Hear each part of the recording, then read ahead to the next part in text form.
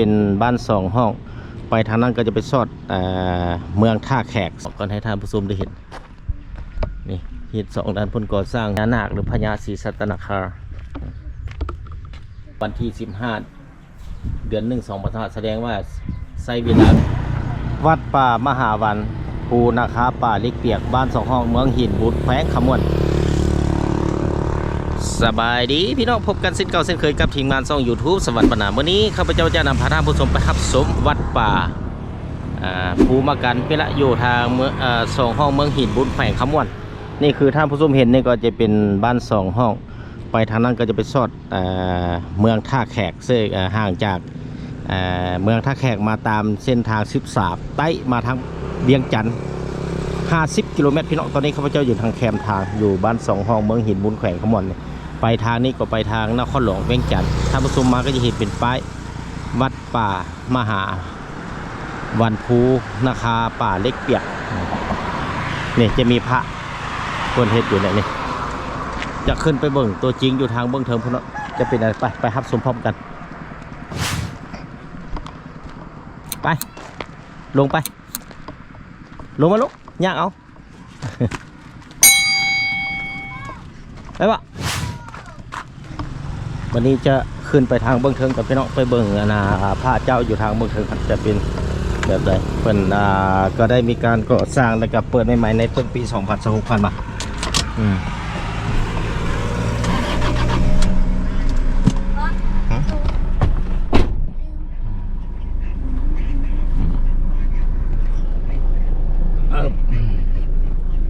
นี่ขึ้นไปเป็นทางขึ้นไปเลยนี่งามอยู่โน้นสูง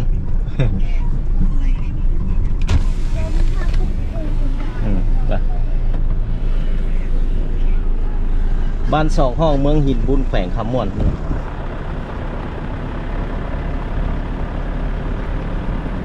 ก็อยู่แคมทาง13ใต้เลย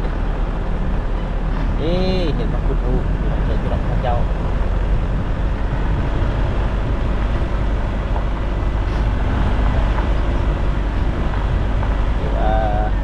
คนจะยังอยู่ในช่วงก่อสร้างแล้วใหม่บรรยากาศสองข้างก็จะมีต้นไม้อ้อมหอบเลยสวยงามโอ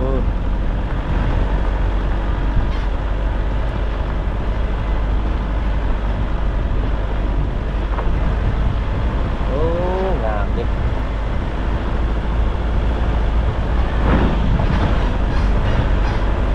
ก็ถือว่าอยู่ในช่วงที่การก่อสร้างปรับปรุงสวยงามอีก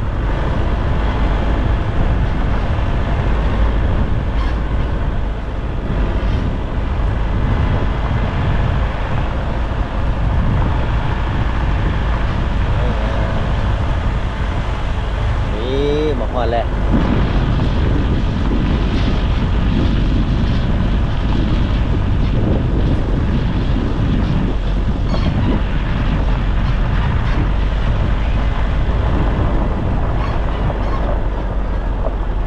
โอ้พอละ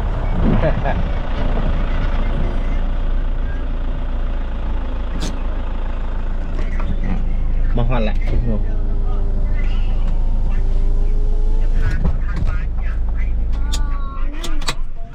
นี่ตอนนี้ข้าพเจ้าก็ได้ขึ้นมาฮอดวัดป่าภูผาเปียกที่อยู่บ้านสองห้องเมืองหินบุญแขวงขมวนพี่น้องเพิ่นก็ได้ก่อสร้างสำเร็จใหม่ๆนี่พี่น้องอยู่โนนภูเลยอู้สวยงามก็จะขึ้นไปเบิ่งทางเบื้องเทิงการประดิษฐานคือว่าตกแต่งของเพิ่นสวยงามมีพญานาคพญาศรีสัตนครานี่สวยงามเบื้องเทิงนี่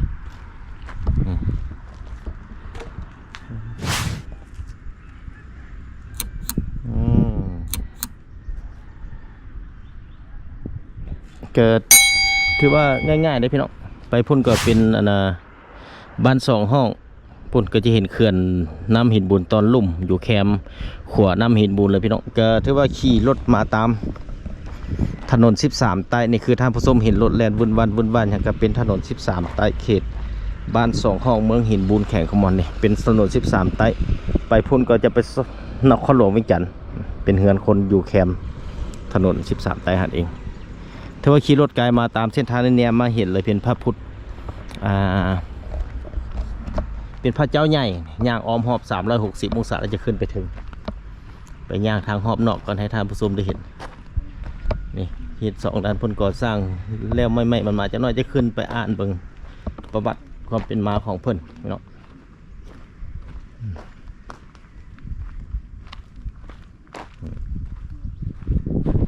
ก็ถือว่าท่านผู้ชมก็ได้มาเห็นเป็นบุญตาที่ได้พาท่านผู้ชม FC ทั้งหลายมาเห็นพี่น้องในแต่ละปีเพิ่นก็ได้มีการจัดบุญเฮ็ดบุญอยู่ในนี้มันก็ได้ไอ้สินขึ้นไปถึงท่าก็ได้ลูก ในส่วนไปทางบนนั้นก็จะเป็นกุฏิแล้วก็จะเป็นศาลาสามัคคีธรรมอยู่จุดส่วนเบื้องหลังก็จะเป็นป่าไม้สวยงามพี่น้องเบื้องนี้ก็จะเป็นหมอกฝุ่น PM เต็มเลยแนมบ่เห็นไกลเลยถือว่าทางหลังนี่ก็จะมีผ้าเพิ่นยังนุ่งผ้าอยู่เลย ผ้าใหญ่เป็นผ้าจองปกเบื้องหลังเพิ่นไว้เลย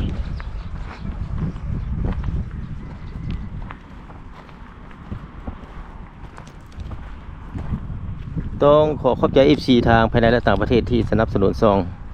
YouTube สวรรค์บรรณาด้วยดีเสมอมาได้ท่านผู้ชมเพื่อจะได้รับวิดีโอใหม่ๆมาให้ท่านผู้ชมได้รับชมตอนต่อไปนั่นเองพี่น้อง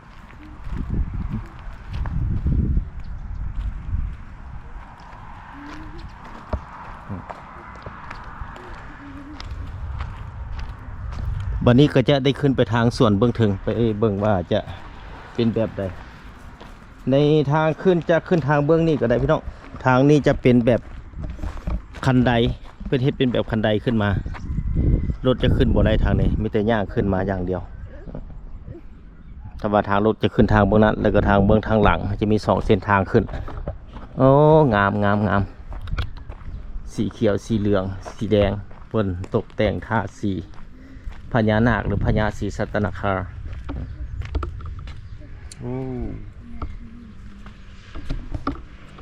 กอดเกี้ยวงูงีบ่พระเมตตาปารมีสมปรารถนาภูนาคาป่าเล็กเปียกนี่เกิดมาเป็นภูนาคาป่าเล็กเปียกนั่นเองขึ้นมาก็จะเห็นแบบที่พี่น้องกอดเกี้ยวงูงีแนมเข้าไปเห็นหมู่บ้าน2 ห้องเมืองหินบุญแขวงคำม่วนพระเจ้าดังกล่าวนี่ห่างจากเทศบาลเมืองท่าแขกมาตามเส้นทาง13ไต้มาทางเวียงจันทร์พี่น้อง50 กิโลเมตรอยู่ใกล้กับส่วนขวาน้ำหินบุญนี่เลยก็จะมีป้ายอะไรขึ้นมานะ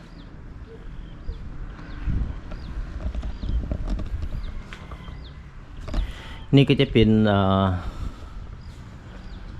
ศรัทธาก็จะเห็นเป็นศรัทธาบุคคลแต่ว่าเป็นศรัทธาของครอบครัวบุคคลที่เพิ่นมานี่ก็จะเป็นเป็นศรัทธาที่ว่าก่อสร้างพระดังกล่าวแต่ว่าหยุดวิดีโอแล้วอ่านได้เด้อพี่น้องนะก็ถือว่ามูลค่าต่างๆเยอะครับเจ้าจะบ่อ่านเจ้าบ่อ่าน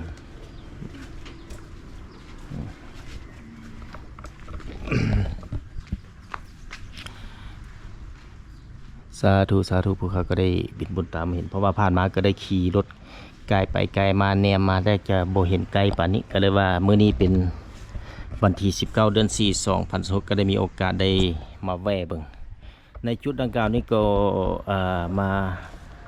สักการะบูชาวางนั้นจุดธูปจุดเทียนนะจุดเทียนจุดในจุดนี้ที่จริงแล้วนี่เพิ่นก็จะมีพระเมตตาปารมีสมปรารถนาถือว่าภูนาคาป่าเล็กเปียกสร้างวันที่15 เดือน 1 ปี2024สำเร็จวันที่15 เดือน 1 2025แสดงว่าใช้เวลาก่อสร้างพระพุทธเจ้านี่ก็365 วันหรือว่า1 ปีเต็มก็จะมีพระเมตตาปารมีสมปรารถนา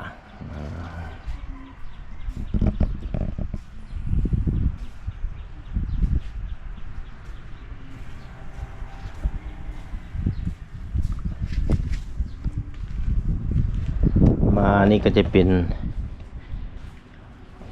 คลองเข็นดีวองเป็นคลอง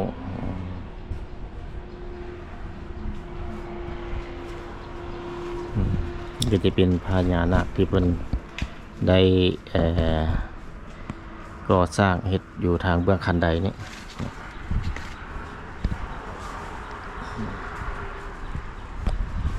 แต่ว่ามันก็เป็นอากาศเย็นดีนะพี่น้องอากาศเย็นดีในวันที่19 เดือน 4 2016ก็จะเอาบรรยากาศที่เป็นพระพุทธรูปใหญ่ให้ท่านผู้ชมได้รับชม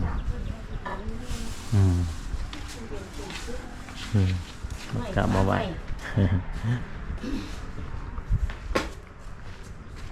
ในจุดนี้ก็จะเป็นดอกบัวดอกบัวเอามา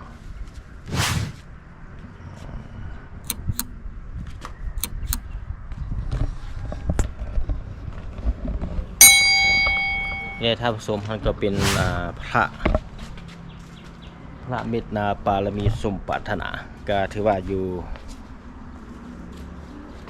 ภูนาคาป่าเล็กเปียกอยู่ที่บ้านสองห้องเมืองหินบุญแข่งประม่วนที่ท่านผู้ชมเห็นอยู่ในนี้ก็ถือว่าสวยงามโดดเด่นก็มีพ่อแม่ประชาชนพอออกไม่ออกตัวนิยมก็ได้มาสักการะบูชาซึ่งเป็นความเชื่อของส่วนบุคคลพี่น้องอีกหนึ่งบรรยากาศที่ทีมงานช่องสวรรค์บรรณาได้มีโอกาสได้เอาพระพุทธรูปดังกล่าวมาให้ท่านผู้ชมนะครับสุพี่น้องก็ถือว่ามาเบิ่งเลยนะอยู่ใกล้ๆแคมทาง13 ไต้ห่างจากเมืองท่าแขกมาทาง13 ไต้ทางเวียงจันทร์ใน50 กิโลเมตรจะเห็นอยู่ทางเบื้องขวามือพี่น้องเป็นพระพุทธรูปที่ตั้งอยู่โนนทูสุนั่นเองวันนี้จะพาท่านผู้ชมย่างไปทางบนนี้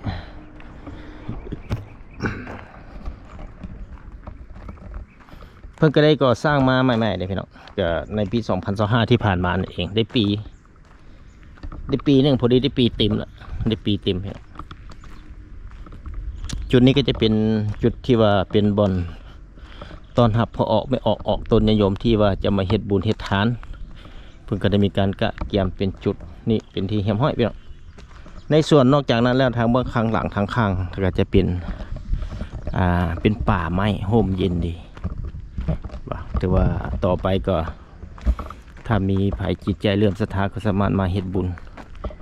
เฮ็ดทานได้พี่น้องเรื่องเฮ็ดบุญเฮ็ดทานเฮ็ดได้ตลอดเบื้องทางเบื้องข้างสวยงาม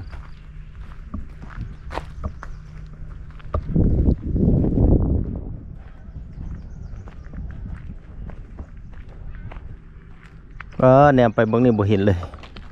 มืดตึ๊บเป็นฝุ่น โนนภูนาคาป่าเล็กเปียกว่ะในโซนเบื้องนั้นก็จะเป็นกุฏิจะเป็นศาลาสามัคคีธรรมพี่น้องอยู่โซนเบื้องนั้นที่จริงแล้วอยู่เพิ่นก็เฮ็ดเป็นบ่อนจุดหนึ่งที่ว่าเป็นบ่อนมีห้องน้ำมีบ่อนเป็นบ่อนล้างมือพี่น้องอยู่พุ่นนี่ก็เป็นศาลาสามัคคีธรรมเป็นบ่อนใบเครื่องกองทานนั่นเองพี่น้องแต่ว่าเส้นทางนี้ลงทางเบื้องนี้ก็ได้เด้อพี่น้องเด้อลงไปทางเบื้องนี้ก็ไปสอดทางโรงเรียนออกถนน13 ไต้คือเก่ามี2 เส้นทางขึ้น2 เส้นทางลดขึ้นได้และอีก1 เส้นทางหั่นก็มีแต่ย่างขึ้นมาเอาอ้อมหอบนี่ถือว่าอย่างกว้างขวางพอสมควร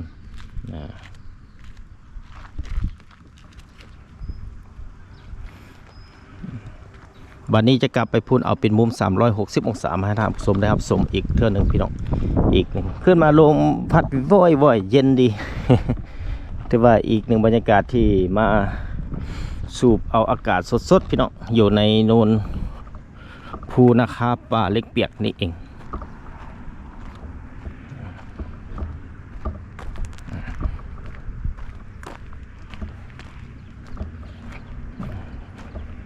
เมืองพญานาคพี่น้องประเทศ4 มือ4 ไม้หลายมือสวยงามแท้ๆพี่น้อง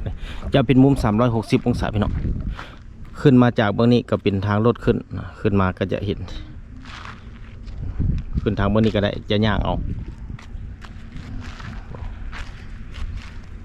มาทางเบื้องนี้ก็ใส่รถขึ้นมาได้สบายนี่จะเป็นห้องน้ำเป็นกุฏิครบ360 องศาไปถ่ายเอาพญานาคใกล้ๆบนนึงก่อน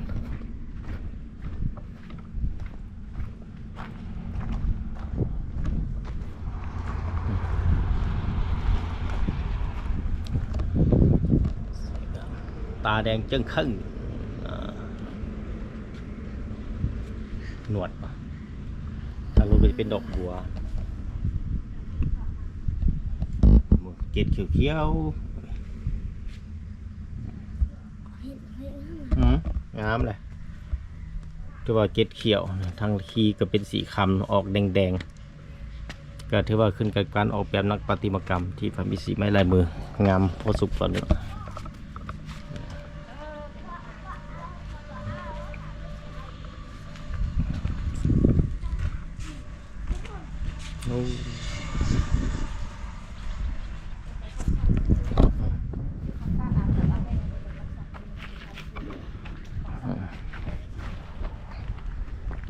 เป็นอย่างไรท่านผู้ชมนั่นก็มันเป็นการนำเสนอ